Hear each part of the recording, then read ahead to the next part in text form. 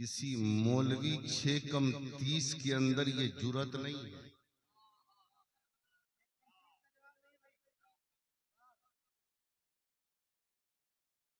कि वो आपके ईमानो अकीदे का सौदा कर सके।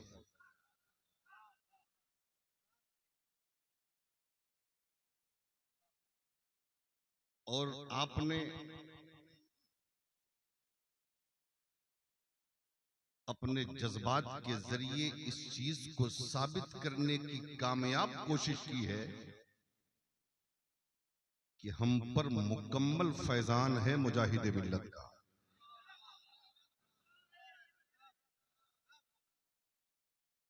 इसलिए कि अभी तक मुजाहिद मिल्लत की ललकार से नजदियत थर थर कांप रही है। क्यों? इसलिए कि मुजाहिद मिल्लत किसी ऐसी वैसी जात का नाम नहीं है। गौसे आजम की अमानत का नाम मुजाहिद मिल्लत है। ख्वाजा के फैजान का नाम मुजाहिद मिल्लत है। इमाम अहमद रजा की करामत का नाम मुजाहिद मिल्लत है। और हुज्जतुल इस्लाम की तमन्नाओं का नाम मुजाहिद मिल्लत है। और मुफ्ती आजम हिंद की दुआओं का नाम मुजाहिद मिल्लत है। समझ रहे हैं ना? इसलिए आप अच्छा सुन रहे हैं। और यकीनन डॉक्टर अख्तर परवाज साहब हबीबी ये ओरिजिनल शायर है। आज हिंदुस्तान में बहुत सारे लोग ऐसे घूम रहे हैं, लेकिन ये अपना माल पेश करते हैं, इसका गवाह मैं हूं। अल्लाह ताला कलम में और पढ़ने में और भी जोर अता फरमाए, तरक्की अता फरमाए। नकीबुल मुल्क नादिशे इल्म फन हजरत मौलाना रुस्तम इकबाल साहब निजामी, देख रहे हैं आप? अभी शादी नहीं हुई है इनकी। शादी से पहले जब इतना अच्छा बोलते हैं तो शादी के बाद और भी अच्छा बोलेंगे। इसलिए बरकतें मिलती है ना, तो बहरहाल मैं वक्त नहीं लूंगा ज्यादा आपका, क्योंकि मेरे बाद भी आप इन हजरात को सुनेंगे। शायर इस्लाम हजरत मोइनुद्दीन बिशरपुरी साहब, शायर इस्लाम हजरत डॉक्टर अख्तर परवाज हबीबी साहब, और फिर इनके बाद एक अजीम खतीब खतीबुल हिंद हजरत अल्लामा गुलाम रब्बानी साहब क़िबला इलाहाबादी, उनका खिताब आपको सुनना है। इसलिए आप तशरीफ रखें। तैयार हैं? पहुंचे हुए तो नहीं है आप? जरा मोहब्बत से बोले या रसूल अल्लाह। प्यार से दुरूद पाक पढ़िए। अल्लाहुम्मा सल्ली अला सय्यिदिना व नबिय्यिना व हबीबिना मौलाना मुहम्मदिन बारिक वसल्लिम सल्लल्लाहु अलैहि सलातुम व सलामुन अलैका या रसूलल्लाह, सलातुम व सलामुन अलैका या हबीबल्लाह सल्लल्लाहु तआला अलैहि वसल्लम। एक शेर सुनाता हूं और तोहफा के तौर पर इस शेर को ले जाइए। इमाम साहब के खूबसूरत चेहरे को देखिए, अब मेरी तकरीर सुन लीजिए। हाँ? मैं मुतमईन हूं, मैं मुतमईन हूं, शफाअत मेरे रसूल की है।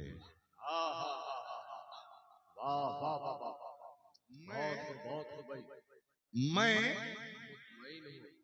परेशानी कुछ नहीं, नो प्रॉब्लम, दिक्कत कुछ नहीं, बहुत इत्मीनान है, बहुत करार है। मैं मुतमईन हूं, शफाअत मेरे रसूल की है। जरा जोर से एक माहौल बनाइए तो थोड़ी देर खिताब हो जाए। मैं मुतमईन हूं, शफाअत मेरे रसूल की है। क्यों? कि रसूल मेरे हैं, जन्नत मेरे रसूल की है। बाबा नारे तकबीर, नारे रिसालत, मसलके आला हजरत हजरत अल्लामा ज़ियाउद्दीन साहब किबला। रसूल मेरे हैं, जन्नत मेरे रसूल की है। आगे वाले तो ठीक बोल रहे हैं, पीछे वाले सोच रहे हैं कि हम क्यों बोले।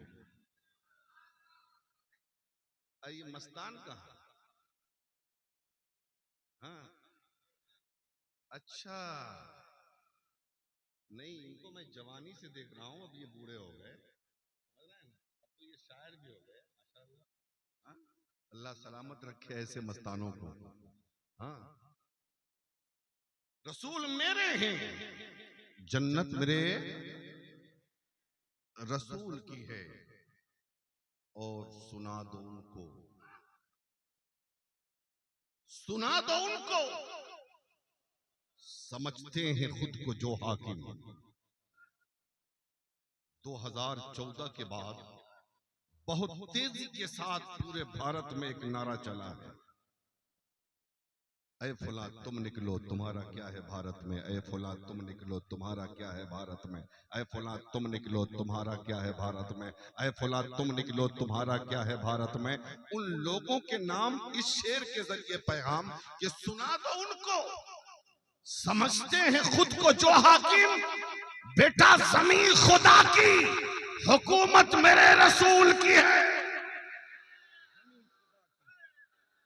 हुकूमत मेरे रसूल, ज़मीन खुदा की, हुकूमत मेरे रसूल की है। और यहाँ पे अपने पराये में कोई फर्क नहीं, यहाँ पे अपने पराये में कोई फर्क नहीं। मुनाफिकों, ये अदालत मेरे रसूल की है। मुनाफिकों, ये अदालत मेरे रसूल की है। रसूल मेरे हैं, जन्नत मेरे रसूल की है।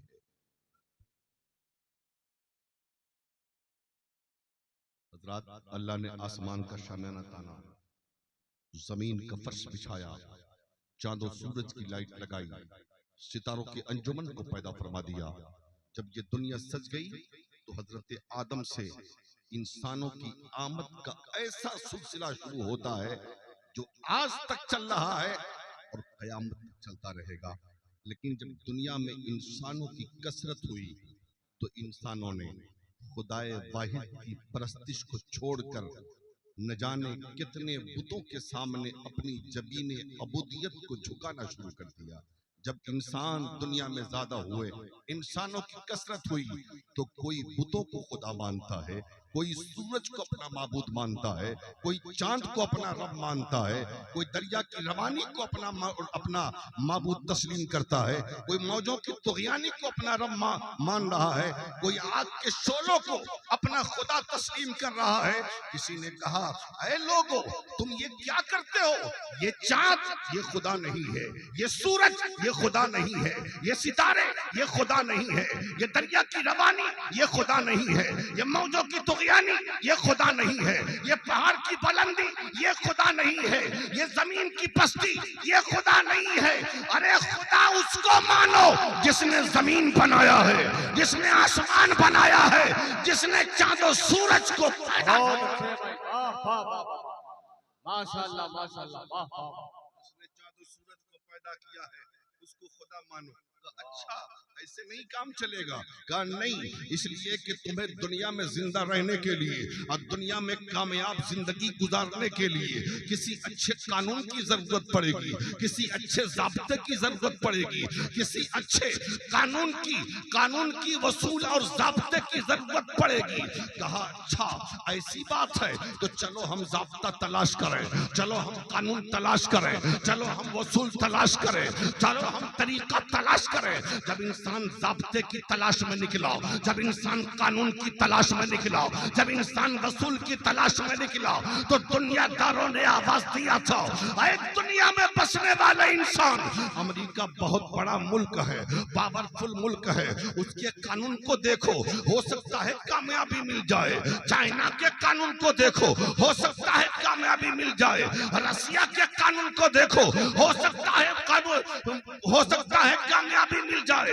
इंसान अमेरिकी के कानून को देखता रहा, लंदन के कानून को देखा, चाइना के कानून को देखा, जापान के कानून को देखा, लेकिन तमाम कानूनों को देखने के बाद इंसान को समझ में आया ये वो कानून है जो कानून हमें कामयाबी नहीं देंगे।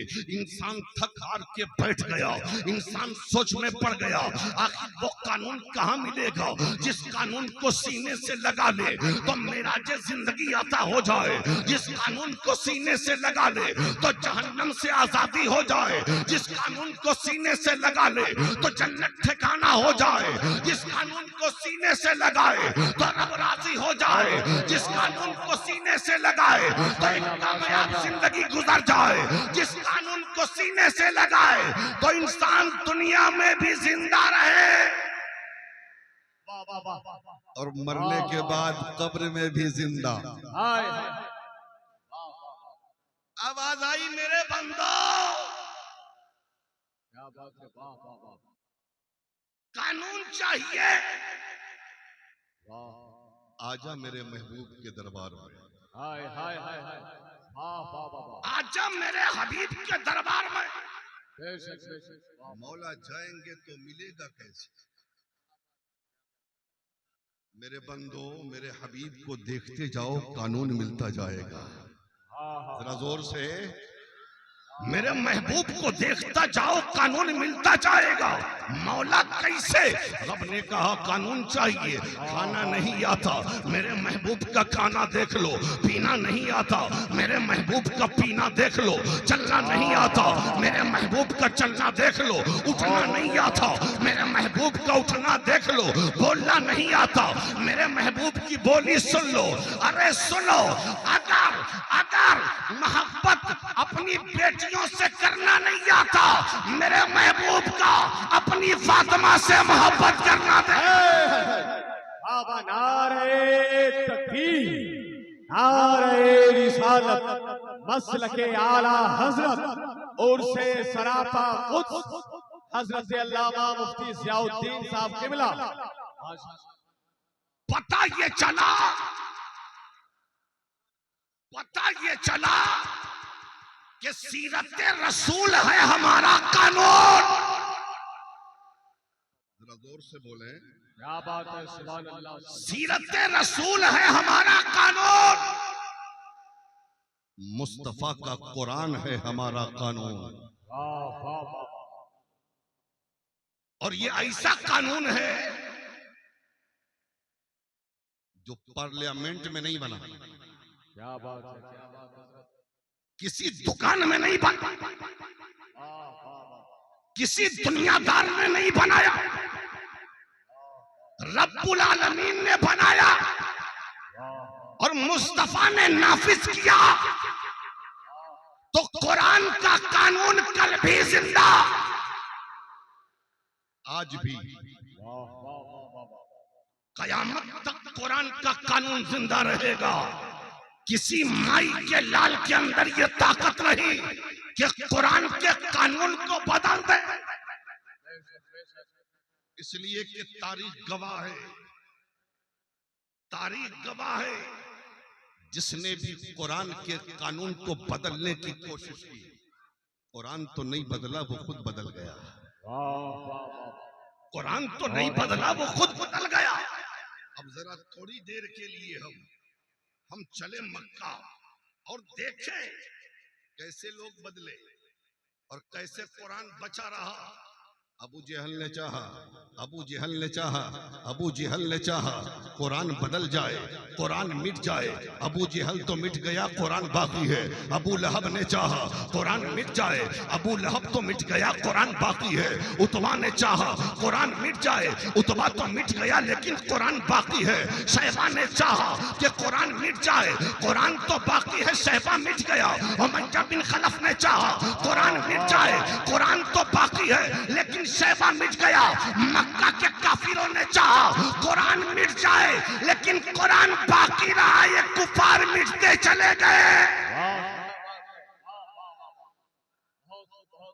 इसलिए मुसलमानों, तुम सिर्फ लौ लगाओ अपने मौला से।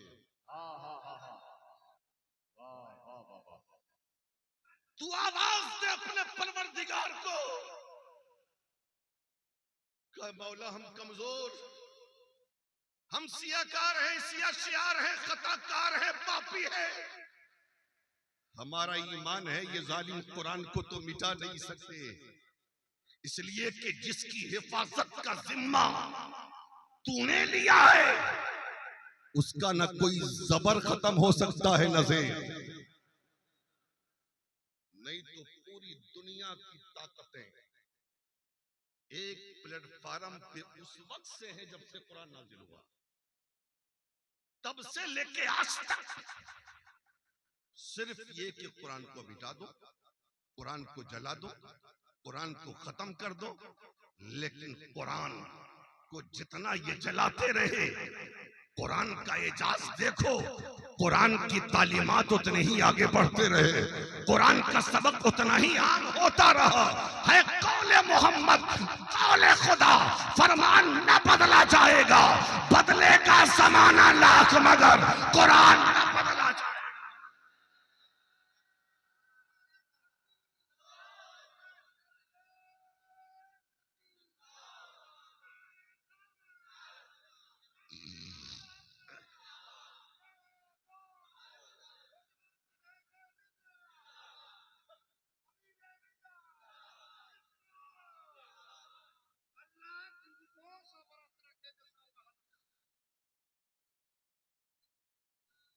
समझ रहे हैं, सुन रहे हैं आप? ज़हन हाजिर है, ज़हन हाजिर है, इधर उधर तो भाग नहीं रहा आपका ज़हन। हाँ ठीक है ना? हाँ सुन रहे हैं, बात समझ में आ रही है? जरा मोहब्बत से बोले या रसूलुल्लाह। हज़रात मेरे आका तशरीफ, अब जरा सा आए हुजूर की बारगाह की तरफ। मेरे आका तशरीफ फरमा है, मेरे आका तशरीफ फरमा है, सहाबा इकराम का मजमा है। मेरे आका मुस्कुराते हुए फरमाते हैं, ओ मेरे सहाबा, मैं एक खुशखबरी न सुना दूं तुम्हें, एक बात ना बता दूं तुम्हें जिससे तुम खुश हो जाओ। अब बताओ मुस्तफा की ज़बान फैज़ तर्जमान से सहाबा खुशखबरी सुने, नबी के गुलाम खुशखबरी सुने, और खुशखबरी सुन के खुश ना हो ऐसा हो ही नहीं सकता है। आका बता दिया जाए कौन सी खुशखबरी है, मेरे आका बता दे कौन सी खुशखबरी है। और पट्टा मुंडई के मुसलमानों तुम भी सुनो, मेरे आका ने कौन सी खुशखबरी बताई थी। मेरे आका, अब उस मजमे में कौन है? अबू बकर भी वही है, उमर भी वही है, उस्मान भी वही है, अली भी वही है, उबैदा बिन जर्राह भी वही है, साद भी वही है, सईद भी वही है, बिलाल भी वही है, सलमान फारसी भी वही है। मेरे आका की ज़बान फैज़ तर्जमान से निकलता है, ओ मेरे सहाबा सुन लो, सुन लो, ऐलान सुन लो, खुशखबरी सुन लो। अल्लाह अल्लाह मेरे आका फरमाते हैं, ला इलाहा इल्लल्लाह मिफ्ताहुल जन्नह, मिफ्ताहुल जन्नत ला इलाहा इल्लल्लाह। मेरे सहाबा, ला इलाहा इल्लल्लाह जन्नत की चाबी है। ला इलाहा इल्लल्लाह जन्नत की चाबी है। चाबी का मतलब जिससे ताला खुलता है, मतलब कि ला इलाहा इल्लल्लाह वो चाबी है जिससे ताला खुल जाए जन्नत का। अब चूंकि जाहिर बात है खुश होने की बात ही है, सारे सहाबा खुश हो गए, लेकिन जो अभी नए नए मुसलमान हुए थे, जिनको सही तरीके से इस्लाम की तालीमात से आगाही नहीं थी, वो बहुत ज्यादा खुश हो गए। एक दूसरे को कनखियां मारने लगे और ये मार कर बताने लगे कितना अच्छा ऐलान मेरे मुस्तफा ने फरमाया है, कितनी अच्छी खुशखबरी मेरे आका ने दी है कि ला इलाहा इल्लल्लाह जन्नत की चाबी है। हमने कलमा तो पढ़ ही लिया है, अब मरने की देर है। जो ही हम मरे ताला खोले जन्नत में चले जाएंगे। ये तो सोच रहे थे ये नए नए जो मुसलमान हुए थे, लेकिन उनको क्या पता था कि मेरे आका दिलों के राज से वाकिफ है। मुस्तफा जाहिर भी जान रहे हैं, मुस्तफा बातिन भी जान रहे हैं। मेरे आका मुलाहिजा कर रहे हैं कि ये लोग ऐसे ऐसे सोच रहे हैं। मेरे मुस्तफा फरमाते हैं, मेरे सहाबा ये तो बताओ, अलैसा लिल मिफ्ताह असनानुन, क्या चाबियों में दांत नहीं होते? आका चाबियों में दांत होते हैं। तब मेरे रसूल फरमाते हैं, ला इलाहा इल्लल्लाह, चाबी ताला, ये चाबी और कुंजी जरूर है, लेकिन सुनो, नमाज उस कुंजी के दांत हैं, रोजा उस कुंजी के दांत है, हज उस कुंजी के दांत है, ज़कात उस कुंजी के दांत है। ताला उस वक्त खुलेगा जिस वक्त दांत सलामत होंगे। या ऐ मेरे गुलामों, इसलिए तहय्या कर लो, कलमा तो पढ़ लिया, लेकिन वक्त रहे तो नमाज भी पढ़ो, रमजान आवे तो रोजा भी रखो, अल्लाह ने माल दिया है तो ज़कात भी दो, अल्लाह ने साहिबे माल बनाया है तो हज भी करो। और मैं आज पट्टा मुंडई के मुसलमानों तुमसे कहना चाहता हूँ कि सिर्फ मज़ारों पे चादर चढ़ाने से काम नहीं चलेगा, सिर्फ जलसे में बिरयानी बना के खिलाने से काम नहीं चलेगा, बल्कि ये साबित करो कि हम नमाज भी पढ़ेंगे और नियाज भी करेंगे। नारे तकबीर, नारे रिसालत, पैगामे हुजूर मुजाहिदे मिल्लत, फैज़ाने हुजूर मुजाहिदे मिल्लत, हज़रत अल्लामा मुफ्ती ज़ियाउद्दीन साहब क़िबला। नमाज भी पढ़ेंगे और नियाज भी करेंगे, इसलिए कि हम उस गौसे आजम के चाहने वाले हैं जिन्होंने कभी नमाज नहीं छोड़ी है। हम उस गरीब नवाज के चाहने वाले हैं जिन्होंने कभी नमाज नहीं छोड़ी है। हम उस मखदूम अशरफ के मानने वाले हैं जिन्होंने कभी नमाज नहीं छोड़ी है। हम आला हजरत के मानने वाले हैं जिन्होंने कभी नमाज नहीं छोड़ी है। हम हुज्जतुल इस्लाम के मानने वाले, हम मुजाहिदे मिल्लत के मानने वाले, हम हाफिज़े मिल्लत के मानने वाले, हम सरकारे मुहिब्बा के मानने वाले, हम सरकार वली के मानने वाले। इन अल्लाह के वलियों ने कभी नमाज नहीं छोड़ी। हम गुलाम हैं, हम भी कभी नमाज नहीं।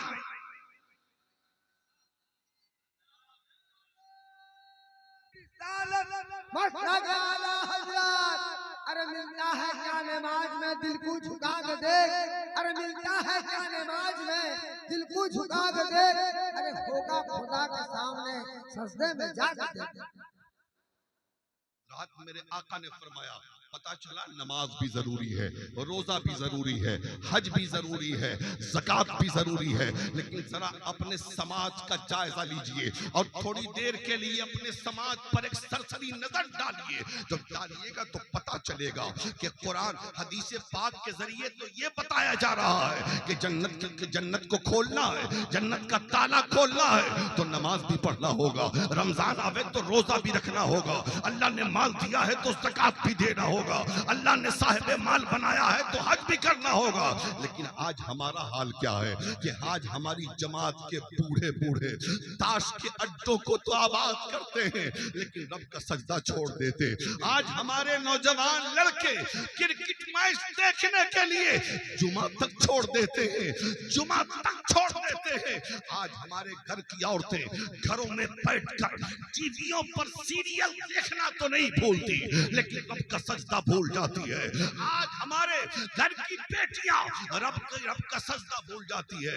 अब बताओ क्या ऐसे ही जन्नत मिलेगी? क्या ऐसे ही जन्नत मिलेगी? इतनी आसान जन्नत है। अगर इतनी आसान जन्नत होती तो गौसे आजम को 40 साल तक ईशा के वजू से फजर की नमाज नहीं पढ़नी पड़ती। अगर जन्नत इतनी आसान होती तो गरीब नवाज को खुरासान की पहाड़ियों में बैठकर रब की बंदगी नहीं करना पड़ता। जन्नत इतनी आसान नहीं। चाहता हूँ कि अल्लाह जन्नत किसे अता फरमाता है। बड़ी आसानी के साथ कहते हो ना, मर जाएंगे जन्नत में चले जाएंगे, मर जाएंगे जन्नत में चले जाएंगे। ये तो बात सही है, अल्लाह ने मोमिनों के लिए जन्नत बनाई है। अगर गुनहगार हो तो गुनाहों या तो रब माफ करे या फिर सदा के बाद जन्नत में एक ईमान वाला तो जाएगा ही, ये तो सच्चाई है। लेकिन उसके बाद अमल भी तो वैसा ही होना चाहिए ना, किरदार भी वैसा ही होना चाहिए ना, गुफ्तार और रफ्तार भी वैसा ही होना चाहिए, अक़वाल और अफ़आल भी वैसे ही होने चाहिए। आओ अल्लाह जन्नत किसे, आज तो हालात ये है बाप बाप मर गया, बेटा पहुंच गया इमाम साहब के पास, इमाम साहब कुरान पढ़ दीजिए, मेरा बाप जन्नत में जल्दी पहुंच जाए। आज हालत ये है कि जिंदगी भर बाप ने जन्नतियों वाला काम ना किया, लेकिन इधर मरा तो बेटा चाहता है मेरा बाप डायरेक्ट जन्नत में चला जाए, डायरेक्ट जन्नत में, डायरेक्ट जन्नत में। तफसील में जाऊंगा तो वक्त बहुत लगेगा, लेकिन मैं सरसरी तौर पे बता दूं। हजरात जरा मोहब्बत से बोल दें, अल्लाह जन्नत किसे अता फरमाता है? मस्तान, अल्लाह जन्नत किसे अता फरमाता है? जरा मोहब्बत से बोले, जरा मोहब्बत से। अल्लाह जन्नत किसे अता फरमाता है?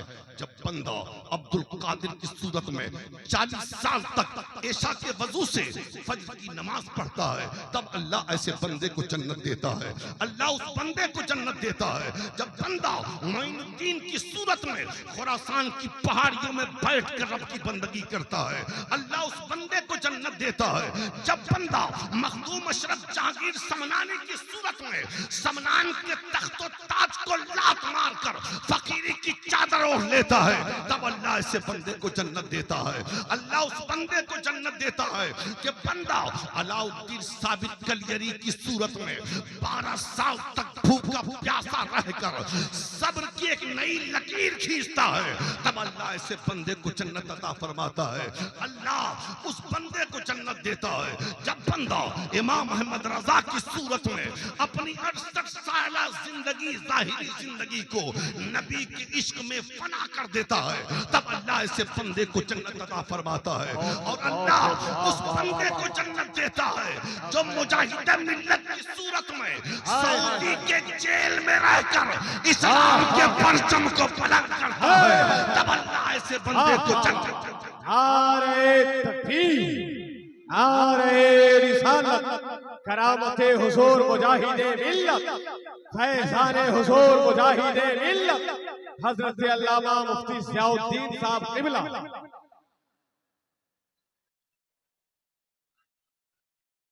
और आज जो है ना, आज क्या हाल है पता है? आज हमारे मुल्क में कुछ बेतरतीब लोग हाथ धोकर नहीं, नहा धोकर बरेली के पीछे पड़े हैं। और से सुनना, मजाक नहीं कर रहा हूं, क्या नहा धोकर, क्योंकि वो जानते हैं कि फतवा बरेली में बेचा नहीं जाता। कानून मुस्तफा की हिफाजत बरेली से होती है। ये लाख दुश्मनी करे बरेली से, ये बरेली वाले का कुछ बिगाड़ नहीं पाएंगे, इसलिए कि बरेली वाले ने हर जगह पे सिपाही खड़ा कर दिया है। हर जगह पे सिपाही है बरेली वाले का, हर जगह सिपाही है रजा का। कोई सिपाही सदरुल शरिया की सूरत में, कोई सिपाही सदरुल अफाजिल की सूरत में, कोई सिपाही हाफिज़े मिल्लत की सूरत में, कोई सिपाही मुजाहिदे मिल्लत की सूरत में, कोई सिपाही अमीन शरीयत की सूरत में। हर जगह सिपाही पैदा कर दिया है इमाम अहमद रजा ने। और जब हर जगह सिपाही हो तो मजाल है कि कोई 6 कम 30 मौलवी घुस जाए। लेकिन उनसे मैं कहूंगा जो रजा से बागियाना तेवर अपनाते हैं और बगावत करने की कोशिश करते हैं, बड़ी आसानी के साथ एक बात कह दूं, दुनिया में जितने अल्लाह वाले, सुन लीजिए, सुनिए सुनिए सुनिए, गौर से सुनिए, सिर्फ हंगामे से काम नहीं चलता, कभी कभी कोई बात सुना भी कीजिए। दुनिया में बल्कि पूरे मुल्क में, आलम इस्लाम में जितने भी अल्लाह के वली हैं, सब हमारे सर के ताज हैं। सही बोल रहा हूं, सही बोल रहा हूं, बोलो। सब हमारे सर के ताज हैं और सबसे हम सच्ची मोहब्बत करते हैं। हम सच्ची मोहब्बत करते हैं। गौसे आजम की अजमत अपनी जगह पे, गरीब नवाज की अजमत अपनी जगह पे सलामत रहे, ख्वाजा मखदूम अशरफ की अजमत अपनी जगह पे सलामत है, हजरत मखदूम अलाउद्दीन साबिर कलियरी का मकाम अपनी जगह पे, महबूब इलाही का मकाम अपनी जगह पे, साबिर कलियरी और वारिसे देवा का मकाम अपनी जगह पे। तुम जिस पीर को भी मानो, जिस अल्लाह के वली को मानो, ये अपनी जगह है। लेकिन पूरी दुनिया में अगर कभी भी तुम खड़े होके सलाम करोगे और पढ़ोगे तो जमाना कहेगा ये बरेली वाला है, ये बरेली वाला है, ये बरेली वाला है। पता चला हम पहचाने जाते हैं इमाम अहमद रजा से, हम पहचाने जाते हैं इमाम अहमद रजा से। और रजा के बागियों, एक बात कान खोल के सुन लो, आज जो तुम्हारे सरों पे टोपी है ये सदका इमाम अहमद रजा का है। आज इमामों के सर पे पगड़ियां हैं, आज सदका इमाम अहमद रजा का है। ये मज़ारों पे जो गुंबद है ये सदका इमाम अहमद रजा का है। ये मज़ारों पे जो चादर है ये सदका इमाम अहमद रजा के है। ये मुहर्रम का खिचड़ा ये सदका इमाम अहमद रजा का है। ये शबे बारात का हलवा ये सदका इमाम अहमद रजा का है। ये फातिहा ये नियाज़ ये सदका इमाम अहमद रजा का है। इसीलिए कहते हैं बरेली हमारी जान है, बरेली हमारी शान है, बरेली हमारी पहचान है।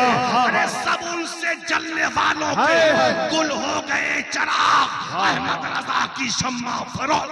वाह वाह वाह, नारे तकबीर, नारे रिसालत, मसलके आला हजरत फैजाने बरेली शरीफ।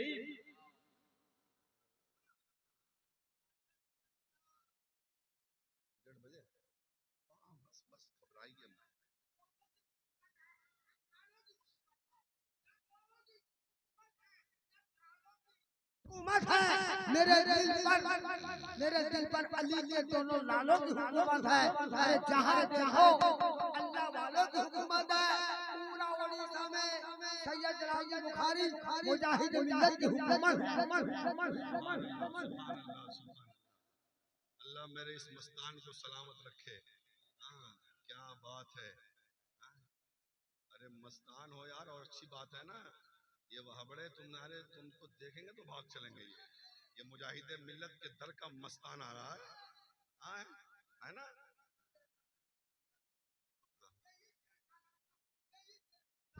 लोग दुनिया का शराब टकमगाते हुए नाली में गिरते हैं। हम आला हजरत का जाम पी चुके हैं, टकमगाते हुए मुजाहिद मिल्लत के चौखट पे गिरते हैं। शायर कहता है कि इसके रिसालत का सागर जो छलकेगा, ये इसके रिसालत का सागर जो छलकेगा, ये जाम मुजाहिद है, पीकर न बहकेगा। जो मुजाहिद का हबीबी जाम पी चुके हैं वो बहकने वाले नहीं। और पट्टा मुंडे वालों, तुम तो यार बड़े खुश नसीब हो। तुम्हारे दोनों हाथ में लड्डू है, एक हाथ में दामन है हजरत नूर अली शाह का, एक हाथ में दामन है मुजाहिद मिल्लत का, और सर पे फैजान है इमाम अहमद रजा। वक्त बहुत कम है, लेकिन मैं चाहता हूं कि एक बात बता दूं। समझ रहे हैं ना? एक बात, मेरी माँ बहनें भी बैठी हुई हैं, उनसे कहूंगा कि थोड़ी देर मेरी तकरीर आप गौर से सुनो। हाँ, थोड़ी देर। एक बात मेरी याद रखना, अपनी औलाद को आशिक रसूल बनाओ, अपनी औलाद को डॉक्टर बनाओ, इंजीनियर बनाओ, प्रोफेसर बनाओ, पायलट बनाओ, लेक्चरर बनाओ, सब कुछ सिखा दो, सब कुछ करा दो, बहुत बड़ा बिजनेसमैन बना दो, साथ में आशिक रसूल बनाओ। इसलिए कि बहुत सारे डॉक्टर गुमराह हो गए, इंजीनियर गुमराह हो गए, प्रोफेसर गुमराह हो गए, पायलट गुमराह हो गए, साइंसदान गुमराह हो गए। क्यों?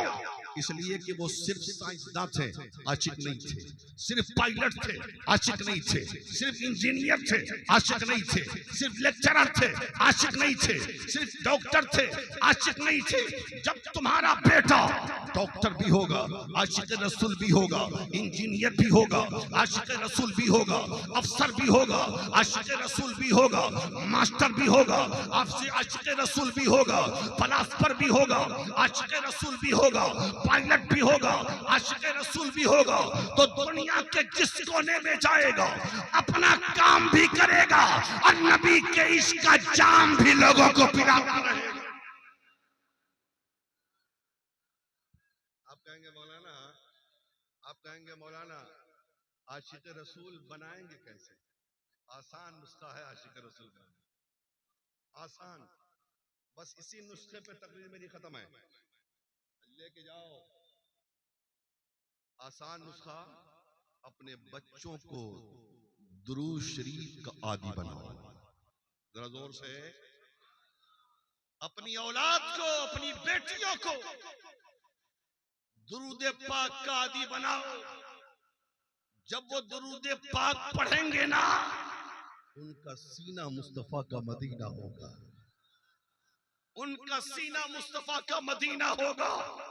आओ एक मैं छोटी सी बात बताऊं दुरूद पाक के ताल्लुक से, कि जब माँ बाप अपने बच्चों को दुरूद पढ़ना सिखाते हैं तो उन बच्चों पे कितना बड़ा असर पड़ता है और दुरूद पाक की कितनी बरकतें उन्हें हासिल होती है। अब सुनोगे, सुनोगे तो मैं सुना दूं। मेरा वक्त बहुत कम है, हो सकता है 2-4-5 मिनट ज्यादा हो जाए, समझ रहे हैं ना? तो सुन लें, जरा मोहब्बत से बोल दें। हाँ, दुरूद शरीफ की एक किताब है दलाइलुल खैरात शरीफ, नाम याद रखो, क्या है? दलाइलुल खैरात शरीफ। इसे सिलसिले चिश्तिया के बुजुर्ग आज भी वजीफे के तौर पे पढ़ते हैं और बुजुर्गों ने मुस्तनद रफायत के साथ ये बात लिखी है उस किताब के ताल्लुक से। उसमें कितनी दुरूद हैं? 800। कितने कितने दुरूद हैं? 800। इसको लिखा किसने है? मिस्र के बहुत बड़े आलिम हजरत शेख मोहम्मद बिन सुलेमान अल जजूली ने, हजरत शेख मोहम्मद बिन सुलेमान अल जजूली ने।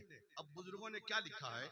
अगर किसी की दुआ कबूल नहीं होती, कोई परेशान है, कोई बीमार है, किसी की तमन्नाएं पूरी नहीं होती, बहुत ज्यादा मुसीबत में है, परेशानी में है, तो उसका तरीका यह है कि उसमें तरीका है उस किताब को पढ़ने का, हफ्ते में पूरी किताब पढ़ जानी है, सोमवार से शुरू करना है, सोमवार पे खत्म करना है। और उसमें लिखा हुआ है पहला बाप सोमवार को, दूसरा बाप मंगल को, फिर बुध को, फिर जुमरात, फिर जुमा, फिर शनिचर, फिर इतवार, फिर सोमवार। सोमवार को खत्म करना है एक हफ्ते में। और बुजुर्गान दीन फरमाते हैं कि उसके पढ़ने के बाद अल्लाह से जो जायज दुआ मांगी जाएगी अल्लाह उस दुआ को कबूल फरमाता है। सुनो, अल्लाह तौफीक दे तो जिंदगी में एक बार जरूर पढ़ लेना। नाम याद रखो, दलाइलुल खैरात शरीफ। क्या है? दलाइलुल खैरात शरीफ। अब वो इतने बड़े आलिम थे, उनसे किसी ने पूछा कि हजरत ये बताएं कि ऐसी किताब आपने क्यों लिख डाली जो शुरू भी दुरूद शरीफ से है और खत्म भी दुरूद शरीफ पर है? शुरू भी दुरूद शरीफ पर से और खत्म भी दुरूद शरीफ पर।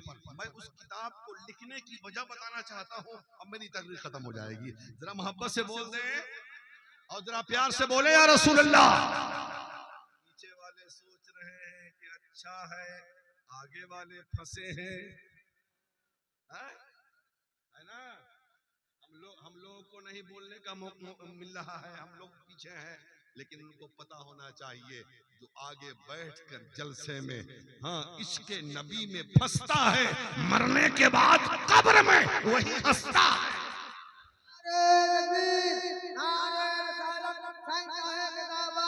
सर कभी ने बता मने के पढ़ के दरूद पाक में मुकद्दर बना लिया, पढ़ के दरूद पाक में मुकद्दर बना लिया,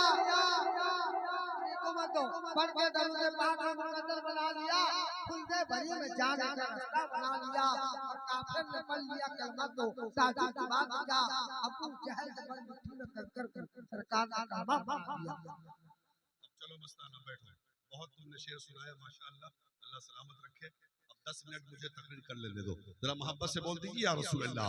हजरत शेख मोहम्मद बिन सलेमान अल जज़ूली से उनके किसी ने पूछा, उनकी चाहने वाले ने, हजरत ऐसी किताब लिख दी जो शुरू भी दुरूद शरीफ से है और खत्म भी दुरूद शरीफ पर है, इस किताब को लिखने की कोई खास वजह है कि ऐसे ही लिख डाली? हजरत शेख मोहम्मद बिन सलेमान कहते हैं नहीं नहीं, एक बहुत खास वजह है। कहा बता दिया जाए, कहा बता दो क्या खास वजह है? कहते हैं हाँ बता दो, बता दीजिए क्या खास वजह है। हजरत शेख मोहम्मद बिन सलेमान बहुत बड़े अपने वक्त के जय्यद आलिम दीन, अपने वक्त के अल्लाह के वली, अल्लाह अल्लाह। हजरत शेख मोहम्मद बिन सलेमान कहते हैं एक बार मैं मिस्र में सफर कर रहा था, सफर करते करते ऐसी जगह पे पहुंचा जहां पे पानी का नामो निशान न था। नमाज ज़ोहर का वक्त हो गया या नमाज असर का वक्त हो गया, अब मुझे वजू करना है और वजू करके नमाज की अदायगी करनी है। मैं चारों तरफ पानी के लिए, तालाब पानी के लिए इधर उधर हाथ पैर मारता रहा और पानी तलाश करता रहा, काश पानी मिल जाए, वजू कर लूं, वजू करके असर की नमाज पढ़ लूं। लेकिन बहुत देर ढूंढने के बाद अचानक एक कुआं नजर आता है। एक कुआं नजर आया तो मैं तड़प के उस कुएं के पास गया। जब कुएं के पास पहुंचा तो देखता क्या हूं कि उस कुएं में पानी तो है, लेकिन उस कुएं का पानी कुएं में बहुत नीचा है। मैंने सोचा कि कोई रस्सी होगी, कोई डोल मिल जाएगा, तो उस रस्सी डोल के जरिए कुएं का पानी निकालूंगा, वजू करूंगा, नमाज पढ़ लूंगा। लेकिन लाश तलाश करने के बाद न रस्सी मिली न डोल मिला, कुएं का पानी कैसे निकले? मैं सोच में पड़ा हुआ था, देखा मैंने उसी कुएं से सटा हुआ एक गरीब मुसलमान का मकान था और उस गरीब मुसलमान के मकान की छत पर एक 7-8 साल की बच्ची खेल रही थी। उस बच्ची ने जब मुझे मुतफक्किर पाया, सर झुका के सोचता हुआ देखा, वो बच्ची मेरी तरफ मुतवज्जा होती है और मुतवज्जा होने के बाद अर्ज करती है, चाचा कौन है आप, कहां से आए हैं, क्यों खड़े हैं? एक सांस में उसने ये 3-4 सवाल कर डाले। मैं सोचूं कि क्या जवाब दूं इसको। हजरत शेख मोहम्मद बिन सलेमान कहते हैं बेटा मुझे वजू के लिए पानी चाहिए, पानी के लिए यहाँ पे सोच रहा हूँ। कहा कुएं में पानी नहीं है? कहा कुएं में पानी तो है लेकिन रस्सी डोल की जरूरत है, कुएं का पानी बहुत नीचा है। अल्लाह अल्लाह। हजरत शेख से वो 7 साल की बेटी कहती है चाचा ये तो बताएं आपका नाम क्या है? वो नाम से जानती थी, चेहरे से नहीं पहचानती थी। हजरत शेख कहते हैं मेरा नाम मोहम्मद बिन सलेमान शेख अल जज़ूली है। इतना सुना उस 7 साल की बेटी ने तो वो चौंक गई और चौंक के कहती है वही मोहम्मद बिन सलेमान जिसको बहुत बड़ा आलिम कहा जाता है, जिसके इल्म फजल का चर्चा पूरे मिस्र में है, जिसकी विलायत की दास्तानें मिस्र के घरों में सुनाई जाती है, वही मोहम्मद बिन सलेमान है आप? कहा हाँ हाँ वही मोहम्मद बिन सलेमान हो। तो उस 7 साल की बच्ची ने कहा चाचा इतने बड़े अल्लाह के वली हैं आप, इतने बड़े आलिम हैं आप, इतने बड़े आबिदो जाहिर हैं आप, और कुएं से पानी भी निकालना नहीं आता? कुएं से पानी भी निकालना नहीं आता। हजरत शेख कहते मैंने सोचा कि बच्ची ने सही तरीके से समझा नहीं कि मैं क्यों पानी नहीं निकाल पा रहा हूँ। हजरत शेख कहते मैंने कहा बेटा पानी निकलता तो, लेकिन जब रस्सी और डोल होता तब तो कुएं का पानी बहुत नीचा है, रस्सी भी नहीं डोल भी नहीं, कुएं का पानी निकले कैसे? इतना जब उस बच्ची ने कहा तो इतना जब हजरत शेख ने उस बच्ची से कहा बेटा रस्सी डोल के बगैर पानी कैसे निकलेगा, तो बच्ची कहती है चाचा मैं बताती हूँ रस्सी डोल के बगैर कुएं से पानी निकलता कैसे। और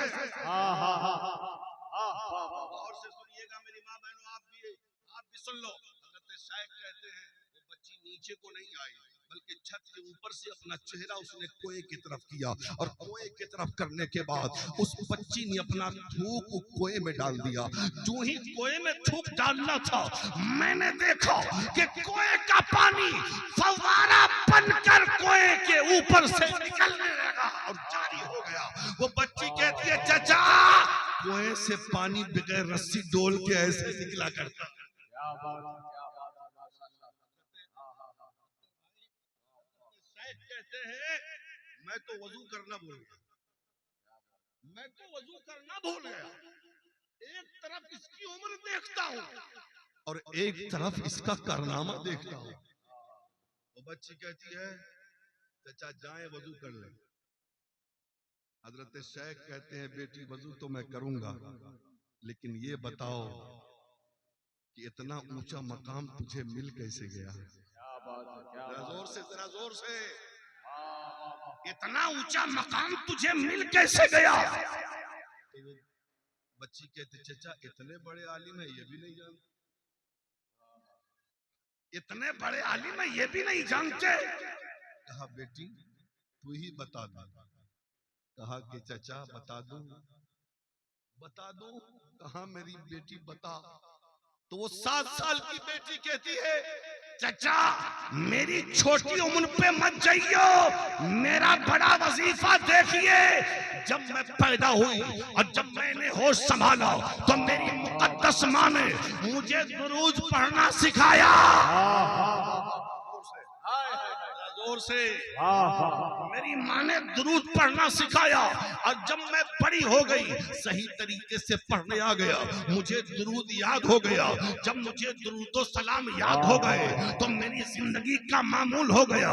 मैं सुबह उठती तो मुस्तफा पर दरूद पढ़ती, मैं दोपहर में नबी पर दरूद पढ़ती, मैं शाम को रसूलुल्लाह पे दरूद पढ़ती, मैं सोती तो दरूद पढ़ती, मैं चलती तो दरूद पढ़ती, मैं उठती तो दरूद पढ़ती, मैं बैठती तो दरूद पढ़ती। गोया के जिंदगी का एक एक लम्हा मेरा मुस्तफा पर दरूद पढ़ने में गुजरता, जिसकी बरकत का नतीजा ये निकला कि अल्लाह ने मेरे लुआब में वो ताकत अता फरमाई है कि कुएं का पानी फवारा बन के ऊपर से जारी है। नारे तकबीर, नारे रिसालत, मज़हबे इस्लाम, फैज़ाने मसलके आला हज़रत।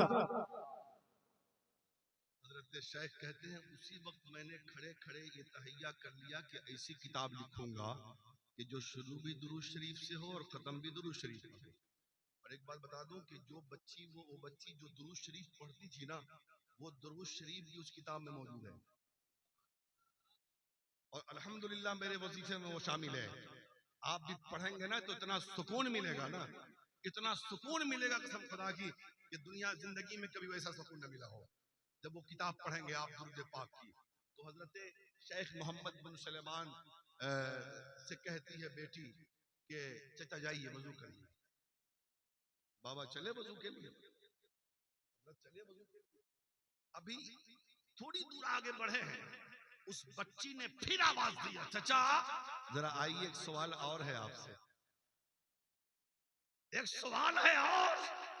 कहां बोल बेटी क्या बात है? अब जरा संभल के इस सवाल को सुनिएगा। हजरत बच्ची कहती है चचा एक बात पूछे। कहा बेटा पूछो। चचा क्या आप उनको जानते हैं? क्या आप उनको जानते हैं जिन पर दुरूद पढ़ने से अल्लाह इतना ऊंचा मकाम देता? क्या आप उनको जानते हैं जिन पर दुरूद पढ़ने से अल्लाह इतना ऊंचा मकाम देता है? सवाल किससे? बहुत बड़े आलिम से। आज हाँ होते, ये होते, ये होते तो कहते अरे ये 7 साल की लड़की मुझसे सवाल कर रही है, मैं नहीं जानूंगा तो कौन जानेगा। लेकिन हजरत शेख मोहम्मद बिन सलेमान की रूह आज भी सुन रही है।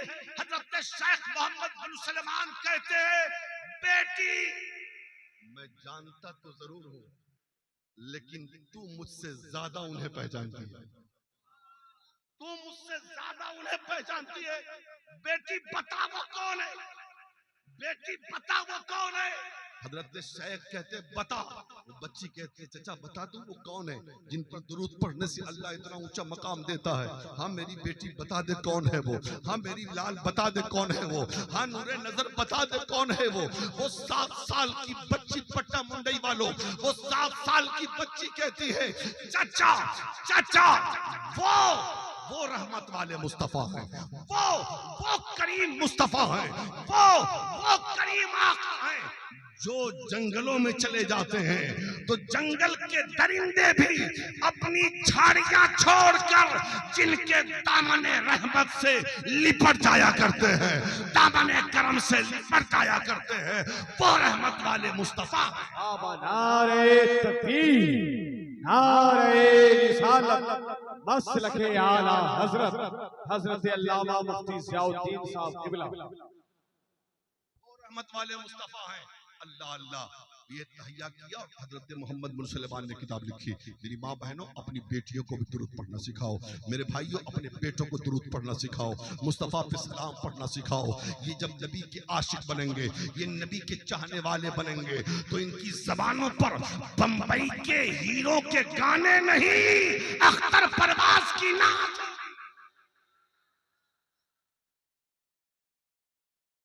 समझ रहे हैं? और हालात बड़े बद से बदतर हैं। जरा जागिए, जरा बेदार होइए, मस्जिदों की तरफ कदम बढ़ाइए। आज हमारी मस्जिदें तोड़ी जा रही हैं और हमारे मज़ारों को मिस्मार किया जा रहा है। आज हमारी दरसगाहों पर पाबंदियां लगाई जा रही है। हमें कोई ख्याल नहीं, कब बेदार होंगे आप? हम नहीं कहते कि लाठियां लेकर, मुसलमान तो अमन पसंद होता है, मुसलमान तो उख़्वत व मोहब्बत का पैगाम देता है। हम कुछ नहीं कर सकते, अपने जबान से हक तो बोल सकते हैं, अपने मौला से तो कह सकते हैं, अपने पालनहार को आवाज तो दे सकते हैं, अपने गुनाहों से तौबा करके अपने रब से माफी मांग कर हम ये तो कह सकते हैं, मौला हमारी मस्जिदों को बचा ले, हमारी खानकाहों को बचा ले, हमारी दरसगाहों को बचा ले। मौला मुसलमान जहां भी मजलूमियत की जिंदगी गुजार रहे हैं, मौला मुसलमानों की मजलूमियत, मुसलमानों की इज्जत और आबरू की हिफाजत फरमा, मुसलमान के जानो माल की हिफाजत फरमा, मुसलमान के दुकानों मकान की हिफाजत फरमा। इतना तो कह सकते हैं, ये तो दुआ कर सकते हैं, इतना तो हक है हमारे पास।